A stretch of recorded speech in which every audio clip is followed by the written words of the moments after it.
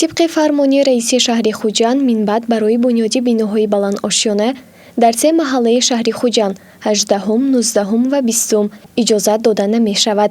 در این باره فردوس شریفزاده رئیس شهر خوجند ضمن نشست مطبوعاتی خبر داده است در محله های مذکور برای بنیاد بیناهای بلند آشیانه دیگر جای نیست. گفته است رئیس شهر خوجند قبلا ساکنان این محله شکایت کرده بودند که شرکت های ساختمانی در میدانچه های کودکانه نیز بینای بلند آشیانه می سازند. همچنین ضمن این نشست مطبوعاتی رئیس شهر اطلاع داده است که در 6 ماه سال روان بعد سنجش صفت ساختمان ها کارهای ساختمانی 3 بینای استقامتی بنابر جوابگو نبودن به طلبات های ساختمان بازداشت شده است. با ذکر یک وجب زمین برای ساختمان جدا نمی شود، رئیس شهر خوجند محله هایی را که بنیادی بنا منع می شود نامبر کرده است. قبلا ساکنان چند محله سر اهالی شهر خوجند شکایت کرده بودند که در میدانچه های کودکانه نیز بناهای بلند آشیانه می سازند.